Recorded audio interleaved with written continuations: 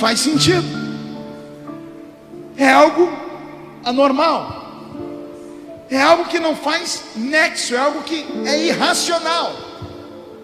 Outro exemplo, você está no culto, o pastor Paulo profetizando, ele diz: o Senhor está me dizendo que aqui dentro tem uma mulher, que dentro de 6 meses receberá uma herança tão grande, que ela vai bater a riqueza de George Soros, o maior lobista do mundo, que tem um prédio inteiro em Manhattan. Nem sabendo o que eu estou falando, a senhora acredita? Já dei todas as dicas, mas não tem uma para gritar: eu creio. Por que ninguém crê? Porque não faz sentido, porque são promessas loucas, são promessas irracionais, são promessas que não podem ser conjugadas aqui, são promessas que só podem ser aceitas aqui. Você não entendeu, eu vou falar de novo. São promessas que só podem ser aceitas aqui. O Senhor Deus me trouxe nesta noite para dar uma palavra a Juiz de Fora. Como eu já disse que os normais estão em casa assistindo novela e os anormais vieram para cá, o Senhor me trouxe aqui só para te lembrar que tudo que Ele te prometeu, por mais louco que seja, vai acontecer. Vou repetir: por mais louco que seja, por mais absurdo que tenha sido, por mais que seja incompreensível, as pessoas riram de você, aliás, até você teve uma crise de riso, o Senhor me trouxe aqui só para te dizer: não sou homem para mentir, não sou filho do homem para me arrepender daquilo que falo. Tudo que falo eu cumpro. Antes do ano terminar, vai haver um reboliço na sua casa, e se alguém crê nisso, dê um grito daquele tamanho.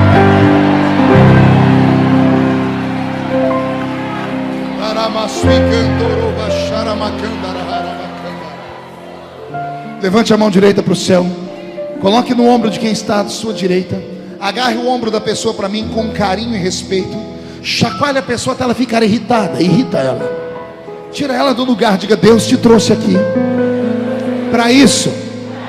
Diga: Deus te trouxe aqui para sacudir a sua fé, para sacudir a sua família, para sacudir o seu ministério. E se você crê nisso, não dá um grito, não, dá um berro de glória a Deus aqui nesse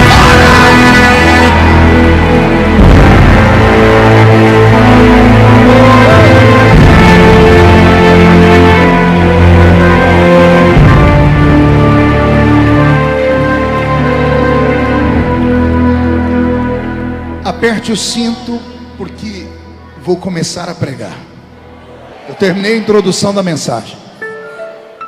O Senhor me trouxe aqui para relembrar você de velhas promessas, promessas que fizeram parte do seu crescimento como ser espiritual, promessas das quais possivelmente você já até tenha se esquecido, mas Ele não se esqueceu.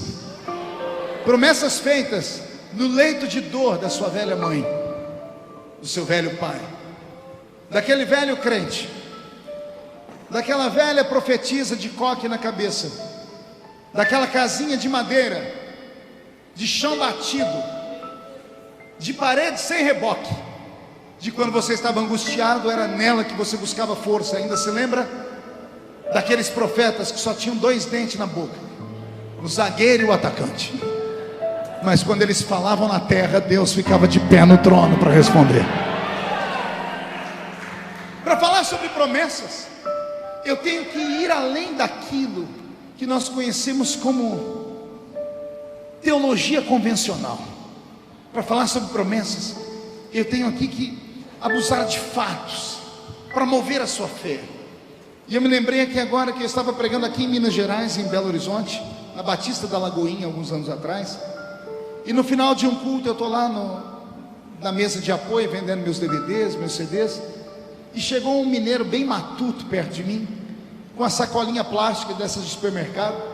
Ele olhou para mim e disse assim: ô pastor, eu senti de te dar um presente. Eu falei: eu senti de receber, me dê logo. Ele enfiou a mão dentro daquela sacolinha e tirou uma caixa de paçoquinha embrulhada. E eu vou usar o idioma de Minas para responder: ô trem bom, senhor, né? Catei aquela paçoquinha embrulhada, até hoje eu não entendi porque que ele sentiu de me dar de presente. Mas eu estava com fome, desembrulhei, comecei a comer a paçoquinha, aí ele soltou, né? Ô pastor, o senhor pode orar por mim? Eu falei para ele, depois da paçoquinha eu faço qualquer coisa, né? E eu falei, mas você quer oração por quê? Olha o que ele me disse. Então, pastor, ontem à noite eu fui numa vigília. E como eu não sou gente, eu falei, você foi aonde? E numa vigília. E eu já enfiei a paçoquinha para não ter uma crise de riso, né? Eu falei que o mineiro era matuto. Eu disse, e aí? Ele falou, pastor, mas não era vigília de crente normal não, viu? Era vigília de crente louco, doido. Eu conheço vigília de crente doido, mas eu queria ouvir da boca dele. Eu falei, o que é uma vigília de crente doido? Ih, pastor, é aquelas vigílias que quando o Espírito Santo desce, parece que os crentes recebem o espírito do Bruce Lee. Eu gosto desse negócio. Tem algum penteca aqui desse jeito? Ei! E eu falei, e aí, meu filho? Falei, ai pastor, e aí lá pelas tantas levantou um profeta doido. Eu conheço profeta doido de vigília de crente doido, mas eu queria ouvir da boca dele. Falei, o que é um profeta doido, filho? Ih, pastor, aquele profeta quando vem profetizar pra gente, primeiro ele quase mata a gente do coração, aí. Falei, mas por quê? Ai pastor, eu estava escorado na parede da igreja, olhando para frente, era umas 4 da manhã. Você já foi em vigília? A vigília é igual as ondas do mar, né? Tem hora que pega fogo, a onda vem, quebra na beira da praia, faz aquela barulheira, aí o mar recua, aí faz silêncio. Está todo mundo morrendo de sono, de repente um grita, outro pula e faz, a glória vem de novo, né? Ele falou, pastor, numa dessas ressacas, quando a glória foi embora, estava quase todo mundo dormindo, eu estou escorado na parede, veio um profeta, pastor, mas ele não veio de frente não, ele veio de costa, pastor. Eu falei, como assim? Uai, ele veio aqui por detrás de mim. E ele fez o quê? Aí pastor, ele botou a mão no meu ombro. Eu falei, e aí? E aí que eu tive um desarranjo aí. Mas teve desarranjo porque ele botou a mão no seu ombro? Não, pastor, é que ele botou a mão no meu ombro e fez assim, homem! Ai, ai, ai, aqui esse profeta espalhafatoso, né? Eu disse, e aí? Ai pastor, quando eu voltei em mim, eu olhei para a cara do profeta. O profeta agarrou na minha mão e disse assim, pastor, homem, entra tu comigo nessa carruagem de fogo.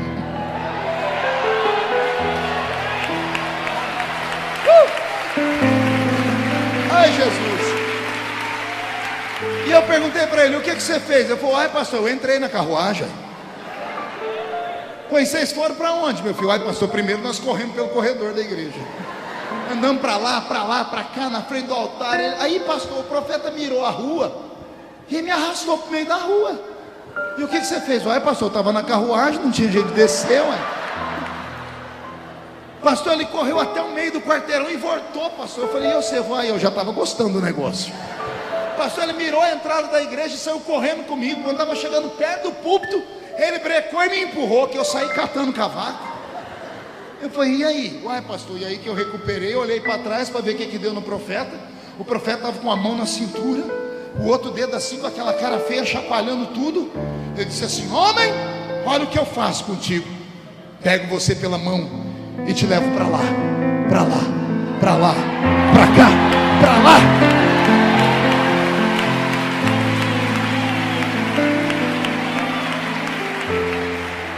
Te levo para longe e te trago de volta, e te trago até aqui, e daqui te empurro para você subir a rampa do palácio do Planalto, porque te colocarei entre os príncipes da terra. Oh glória! Eu amo a criatividade dos profetas, e eu dei glória a Deus como vocês deram. E eu olhei para ele, ele olhou para mim, rindo que se matava. Eu enfiei a mão aqui dentro do meu bolso, tirei um cartãozinho de visita, escrevi o número do meu celular e entreguei para ele. Ele parou de rir, que a barriga dele balançava assim. Ele falou, o que é isso, pastor? Eu disse, esse aí é o número do meu celular particular. E ele, nossa, eu vou ter seu número. Eu falei, vai. Eu falei, para quê, pastor? Eu falei, pro dia que você subir a rampa, ué, lembra de mim quando entrar no seu reino.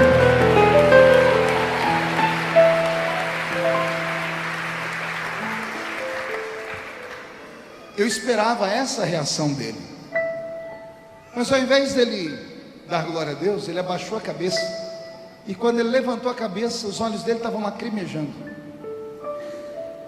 E ele começou a dizer assim: pastor, o senhor acredita mesmo nisso? Ele falou: eu não sei ler, não sei escrever.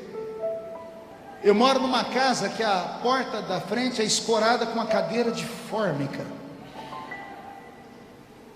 Eu vendo doce nas esquinas de Belo Horizonte para levar comida para minha família.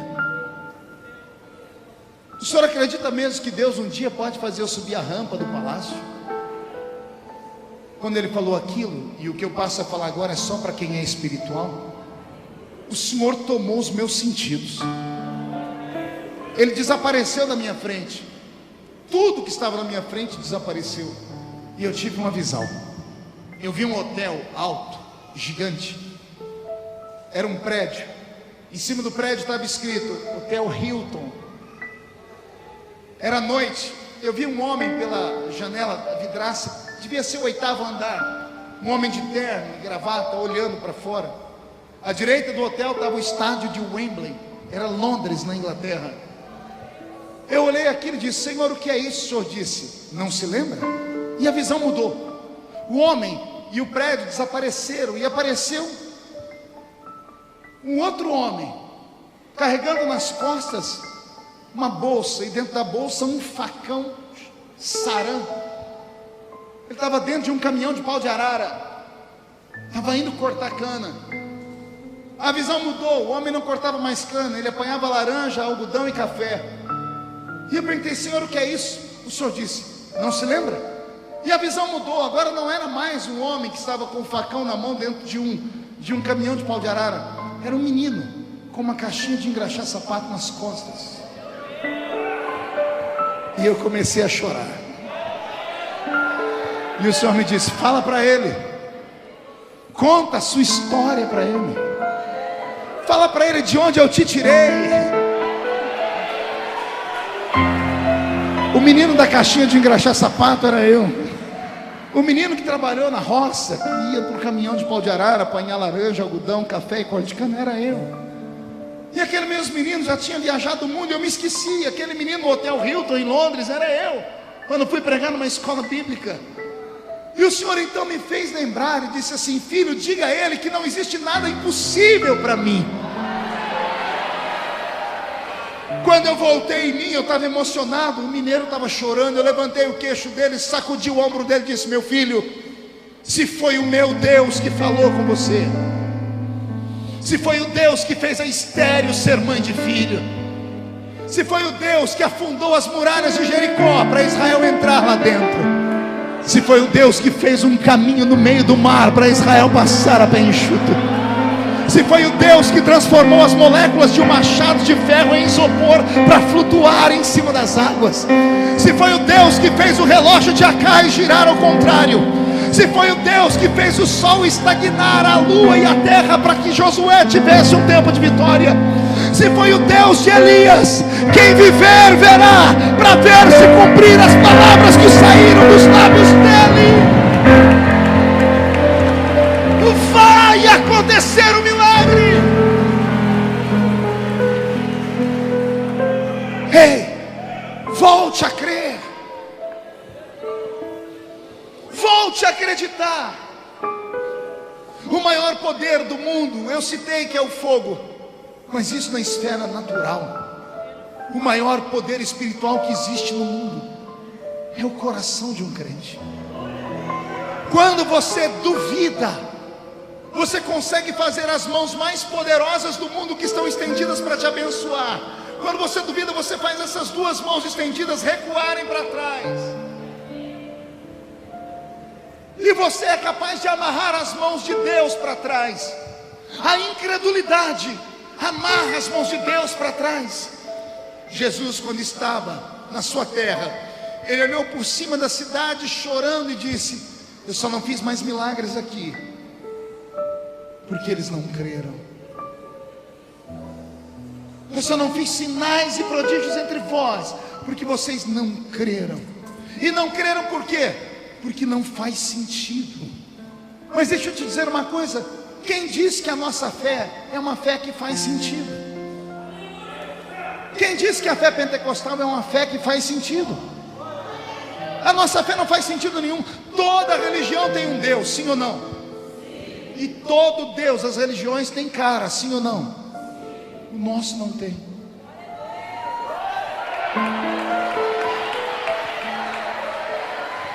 Todas as religiões têm o seu Deus e sabe como ele está, onde ele mora, sabe qual é o país dele. A nossa não.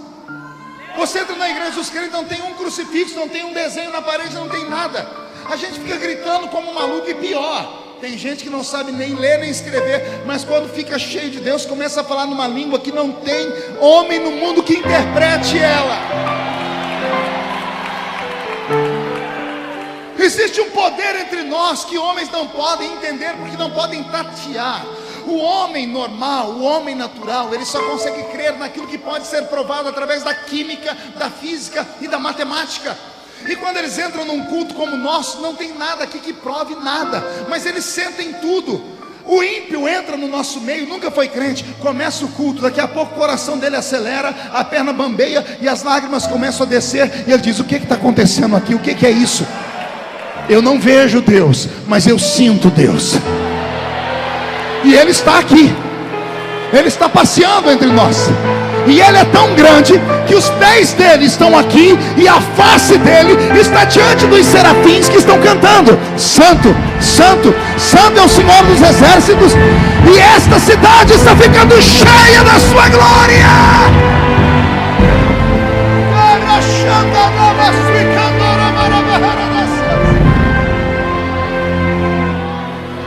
Volte a acreditar.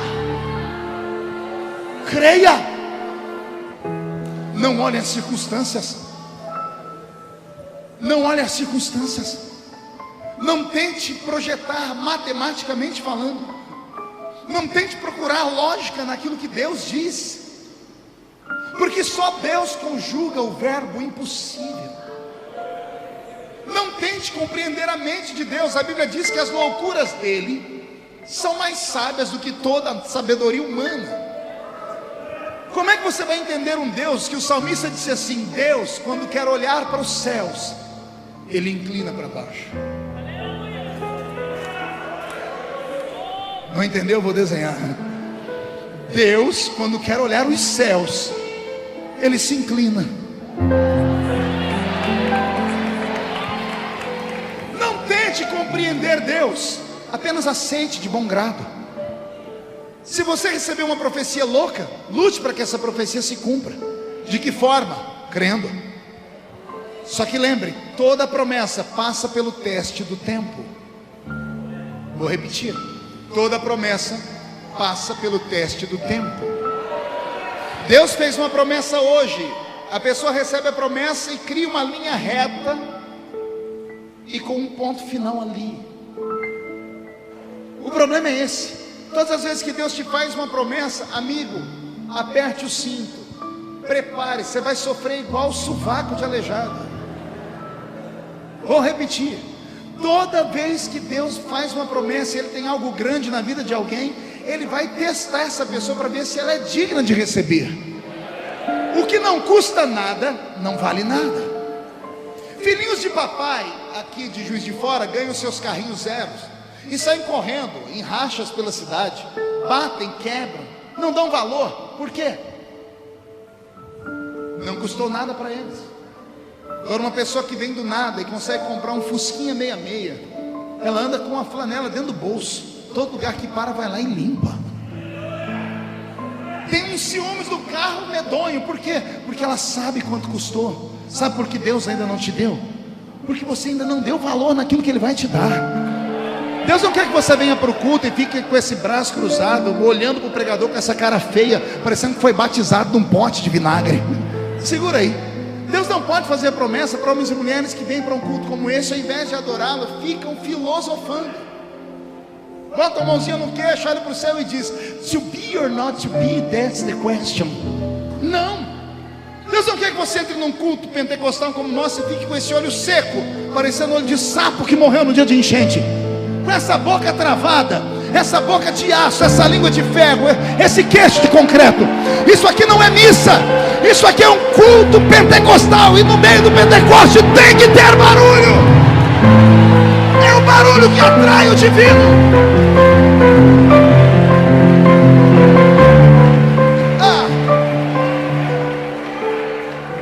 Pastor, mas eu já gritei muito, é que agora eu amadureci.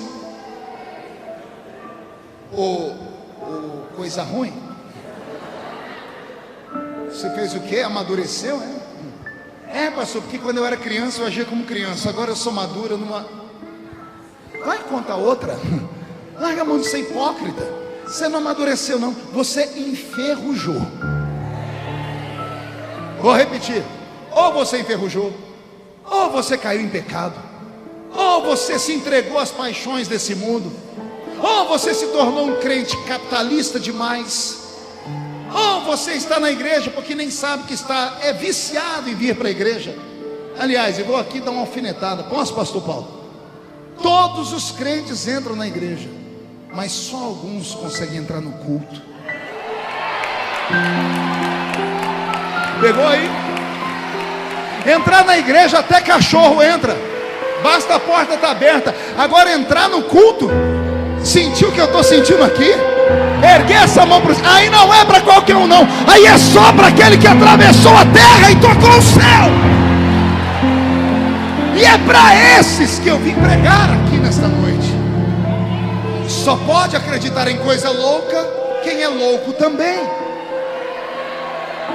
O que é que o senhor quer dizer? Eu quero dizer que o meu Deus é apaixonado por gente louca. Deus ama gente pirada. Deus é apaixonado por gente biruta. Quanto mais tantã, melhor para Ele. Quanto mais tantã, melhor. E eu provo pela Bíblia. Israel está lá, 3 milhões de pessoas, e tem que ter um guia. E Deus chamou quem para guiar Israel do Egito para Canaã?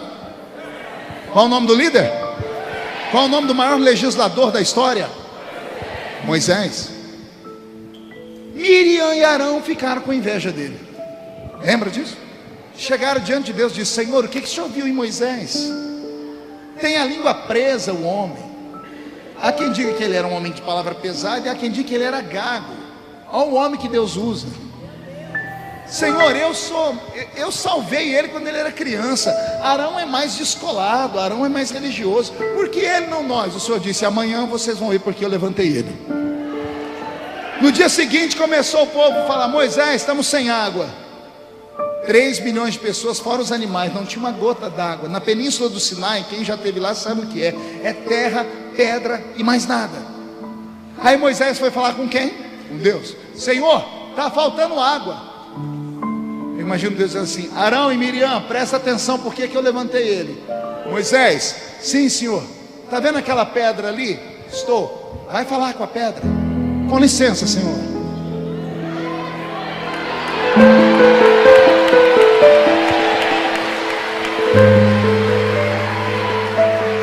Mas ele estava com tanta raiva que em vez de falar, ele bateu na pedra. Você já imaginou, você terminou um culto, aí você vê o seu pastor agarrado com o pilar da igreja no Altos Papos? Hã? Você sair do culto, você pegar o seu pastor conversando sozinho dentro do carro, com o banco vazio e ele dando o maior sermão. Todo mundo fala que ele é louco. Mas e se Deus mandou?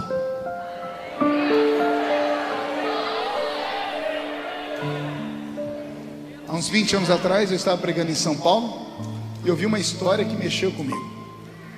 Tinha um rapazinho numa favela de São Paulo, e ele era novo convertido, cheio do Espírito Santo, alegre daquele jeito como todo novo convertido é. E ele bateu na casa do pastor um dia às 3 da manhã. E o pastor acordou e falou: o que foi, meu filho? Ele falou: pastor, Deus mandou eu ir no centro da cidade agora, pastor. Tem uma missão lá. O pastor falou: meu filho, mas é 20 para as 3 da manhã. Ele falou: pastor, Deus mandou eu ir, eu não tenho carro não, quem tem carro é o senhor. E o pastor viu que ele era novo convertido, com medo de jogar a alma dele no inferno. Falou: tá bom, meu filho, qual que é o endereço? O senhor falou para mim que é lá no centro da cidade. Fica ali na avenida, como é que é aquela avenida bem, onde a minha filha trabalha, Jesus? Avenida Paulista. Ele fica na Avenida Paulista, esquina com uma outra rua lá. E o pastor falou: você tem certeza que é esse endereço? Ele falou: tenho, pastor, está aqui, Deus falou comigo. E o pastor foi. Trânsito devagar em São Paulo, de noite não tem trânsito. Ele correu, 3 horas da manhã, estava na esquina que o pastor, que ele falou para o pastor falou, pois bem, estamos aqui, e agora? Ele olhou o pastor com aquele sorriso desdentado e falou, e agora, pastor? Eu não sei, ué, Deus mandou só vir aqui, ué. O pastor falou que foi contando até 10. Ele falou, pastor, espera aí que eu vou perguntar, Jesus, o que é para eu fazer aqui? Aí ele falou que ele abriu e falou, pastor, Jesus já falou comigo. Falou, o que ele falou, meu filho? Ele falou para eu sair aqui no meio da rua e dar 3 glórias, bem alto.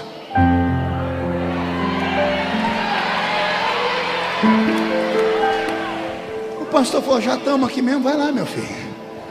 Porque ele saiu no meio da esquina, lá na Paulista, com a Augusta, se não me falha a memória, ele olhou para o céu e gritou, glória! E silêncio na rua. E o pastor olhava para ele e falou, e aí? Ele falou assim, e ele de novo, glória! E o terceiro glória, terminou, entrou dentro do carro, falou, pastor, missão cumprida, vamos embora. O pastor falou que ficou com uma ira tão grande. Chegou na esquina da casa do rapaz, ele nem parou o carro, ele abriu a porta e empurrou ele. Passaram-se 4 semanas. 4 semanas depois, ele estava numa vigília que a igrejinha dele tinha promovido. O pastor dele dirigindo. Daqui a pouco parou um carro bonito na entrada da vigília e entrou um garoto, um filho de papai, um menino bonito. Entrou e pediu a palavra. E o pastor disse, pois não.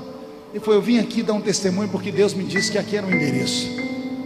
Eu sou filho de um empresário muito forte em São Paulo. Meu pai tem um escritório ali na Paulista.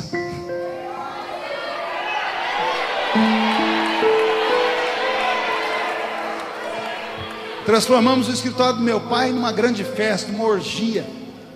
E eu estava bebendo, me prostituindo, drogando. E uma voz falou comigo, pega o elevador. E eu peguei o elevador. Sobe no alto do prédio, eu subi. Ele falou que ele viu o parapeito do prédio, olhou lá embaixo. E uma voz falou para ele, não tem sentido a sua vida, pula. Ele disse que ele tomou espaço, veio, olhou para baixo. Quando ele foi pular lá de baixo, ele disse que veio como se fosse uma lufada de ar quente, gritando assim, glória!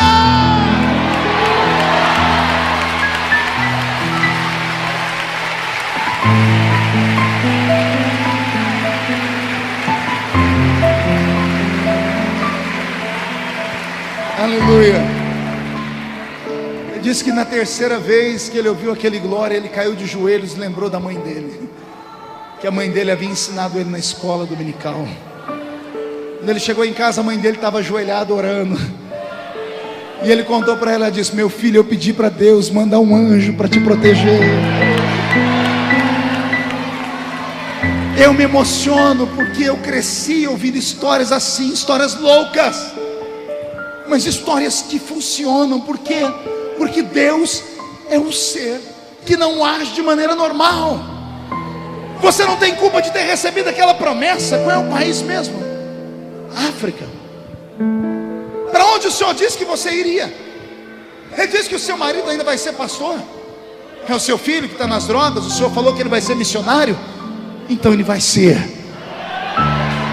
Só que depende de você. Depende da sua atitude de fé. Uma fé agitada, uma fé que não é normal, uma fé extravagante. Deus quer que você comece a acreditar em coisas malucas. Por quê? Porque só funciona com gente maluco. Deus só faz promessas grandes para aquele que tem sonhos grandes.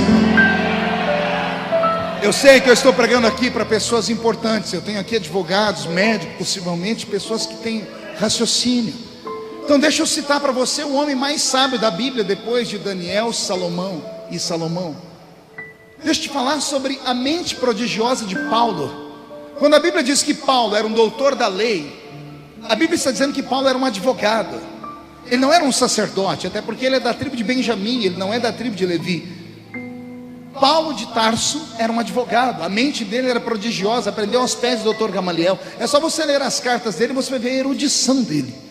É Paulo quem disserta com os epicureus, com os estoicos. É Paulo que vai para um Areópago e enfrenta os atenienses. É Paulo que disserta dentro da filosofia deles e também da poesia deles. Eu não estou falando de um homem normal. E olha o que Paulo escreveu aos Coríntios no capítulo 2, verso 9. Deus ama os esquizofrênicos.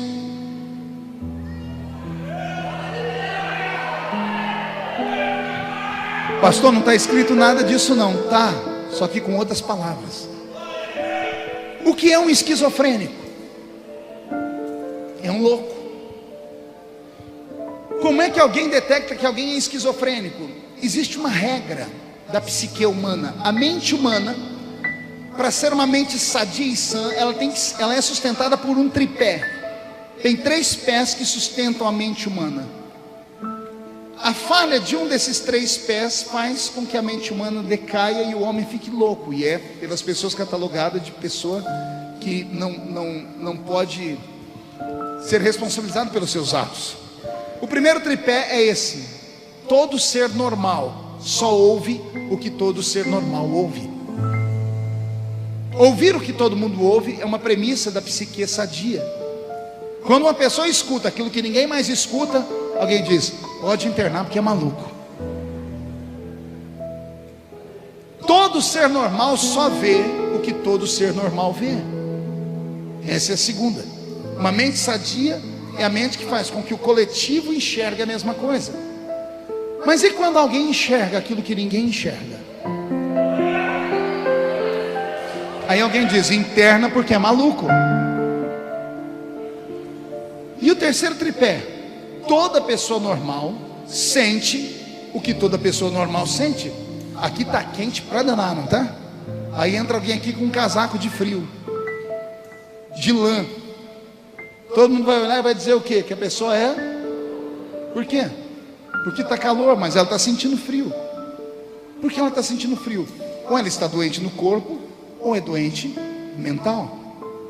Então esse tripé: todo ser humano normal vê o que todo mundo vê, ouve o que todo mundo ouve e sente o que todo mundo sente. Amém? Quando um desses pés cai, a pessoa é chamada de louca, esquizofrênica. Amém?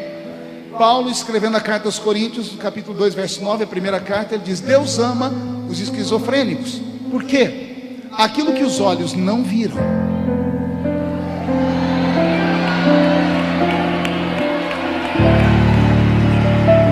aquilo que os ouvidos não ouviram,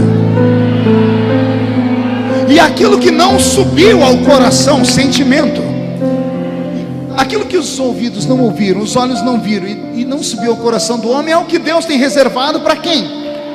Para aqueles que o amam. O Senhor veio aqui hoje me usar para te falar que Ele quer que você volte a ser mais ousado. Deus tem dificuldade em lidar com gente tímida. Deus ama gente atrevida. Deus ama gente que vê o que ninguém vê. Está todo mundo vendo derrota, você está vendo vitória lá na frente. Deus ama gente que ouve o que ninguém ouve. Está todo mundo ouvindo só crise, crise, crise. Você diz: não, eu estou ouvindo Cristo, Cristo, Cristo. É isso que eu estou ouvindo. Deus ama gente que está sentindo que está dando tudo errado. Você diz: não, estou sentindo que já está dando tudo certo. Deus te trouxe nesta noite porque Ele te fez promessas. Deixa eu fazer uma pergunta: tem alguém aqui que tem uma promessa na sua vida que não se cumpriu ainda?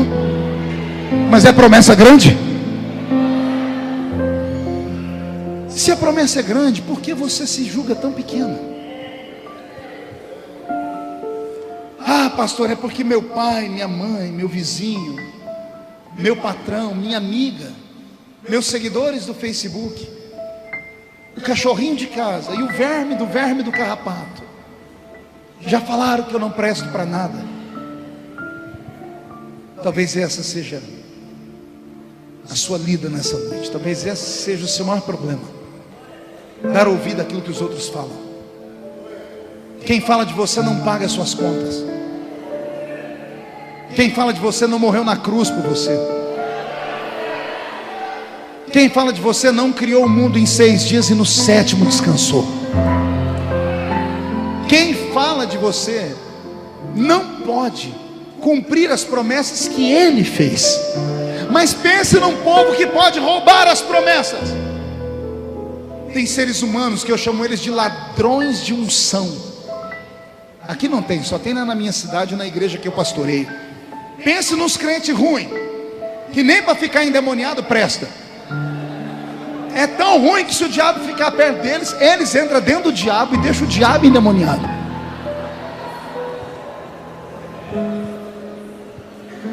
um bando de gente que eu chamo de coveiros de igreja. Nunca conseguiram nada. E quando vê alguém tentando escalar a montanha, vai no ouvido da pessoa e diz assim: olha, eu já fui assim, desiste. Para, não vai dar certo. Esse aí, igual esse pregador aí, não tenta ser igual nosso. Isso aí nasce um a cada 100 anos. Enquanto você ouvi-los, você nunca irá a lugar nenhum. Enquanto você ouvir derrotados, você será tão derrotado quanto eles.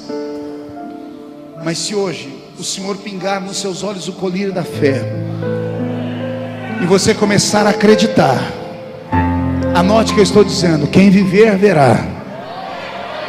Se eu fosse você, eu aproveitava agora e pegava o telefone da pessoa que está do seu lado, anotava o endereço dela, fazia amizade urgente, porque daqui uns dias para falar com essa pessoa aí não vai ser fácil não.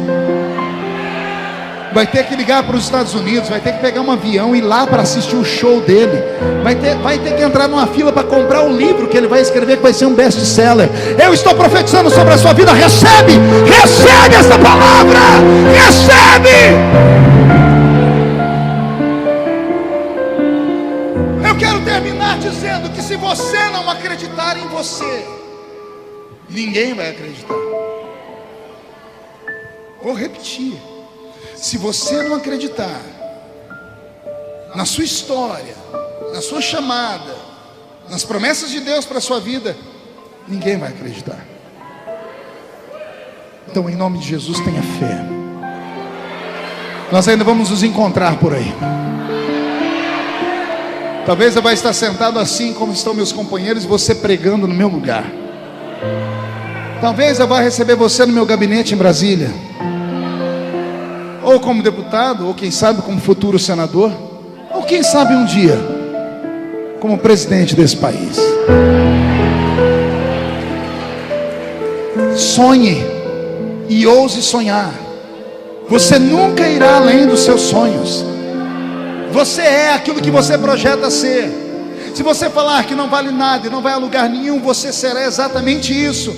Mas se você falar: eu vou vencer, não tem homem na terra, não tem anjo no céu, não tem demônio no inferno que possa parar a sua história. Deus pegará nas suas mãos e vocês juntos saltarão muralhas. Recebe o que eu estou profetizando em nome de Jesus de Nazaré. Se passares pelo fogo, ele não te queimará. Creia e voe. Se não der para ir correndo, vá andando. Se não der para ir andando, vá agachado, vá ajoelhado, se arrastando. Se não der para se arrastar, deita no chão e vai rolando. Se não der para rolar mais, tenta parar com as costas para cima, porque aí Deus descerá do céu e fará um implante de asas nas suas costas, e você vai voar. Eu não falo do que eu ouvi falar, eu falo do que eu vivo diariamente. Se Deus fez na minha vida, vai fazer na sua. Eu às vezes me emociono com a minha própria história. Se Deus fez na minha vida, eu não sou diferente de você em nada. Talvez a única diferença que tenha é que eu tenho uma coragem acima da média. Eu não tenho força, mas eu tenho coragem. Eu não sei bater, mas pense num homem que aguenta apanhar. Eu venço meu inimigo pelo cansaço. Eu venço meu inimigo mostrando para ele que eu sei em quem eu tenho crido. E eu sei que em breve ele se levantará e vai estender a sua mão sobre a sua vida. 2016 pode estar sendo um ano ruim, mas não acabou ainda. Quem viver verá. Até dezembro Deus vai mudar a sua história. Deus vai te dar um ministério de glória, um ministério de fogo. Deus vai salvar a sua família. Deus vai te dar uma empresa. Deus vai fazer com que você brilhe. Vou repetir: você vai brilhar. Se alguém acredita nisso, dê um salto dessa cadeira e se coloque de pé. Aleluia!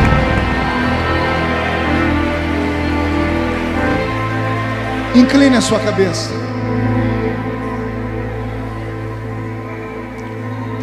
O maior inimigo do homem se chama o próprio homem. O diabo é seu inimigo, mas é um inimigo previsível e fácil de ser derrotado. Oração e jejum. O seu maior inimigo mora dentro de você. É você mesmo. Com o seu perfeccionismo barato, com suas crises interiores, com seus traumas na alma, com as suas próprias acusações. Você se tornou juiz de si mesmo. Você se acusa. Caminhando pelo mundo, eu encontrei muitos ex-atletas, ex-políticos, ex-empresários, mas eu nunca encontrei um ex-ungido. Não importa o que aconteceu, o que me importa é o que está acontecendo. Você não é uma pessoa normal. Eu vou fazer um convite, fecha os olhos. Eu quero aqui perto de mim só homens e mulheres que têm uma promessa e estavam desistindo. Eu disse no passado, estavam, porque receberam força nessa noite. Gente que acredita que a sua história ainda vai dar uma guinada de 180 graus, de que a sua família vai viver para te aplaudir ainda. Chegue perto do altar. Você não é normal, você é uma raridade para Deus. Mão direita erguida acima da cabeça, bem alto. Chacoalhe sua mão. Faz uma tomada disso, cinegrafista. Diga comigo em nome de Jesus: todos os demônios que roubaram os meus sonhos, as promessas, a minha fé, eu ordeno, venham para a palma da minha mão agora. Feche a sua mão. Eu vou contar até 3. Você vai jogar no chão e vai pisar em cima. E aí você vai abraçar pelo menos 7 pessoas, porque o número 7 é um número profético. Mas não é só abraçar, é abraçar e gastar um tempo. Vai profetizar para eles e vai dizer para eles que esse ano é o ano das promessas serem cumpridas. E por mais louca que seja a promessa, vai acontecer. Amém? No 3, quando eu falar para você jogar no chão, você vai jogar no chão, vai pisar e vai virar e abraçar 7 pessoas. 1, você nunca mais será o mesmo. 1,5, sua família vai sentir orgulho de você de novo. 2, quem viver verá, para ver onde Deus vai te colocar. 2,5, quem te viu caído será obrigado a te ver de pé. 3, jogue no chão, pisa em cima. Aleluia!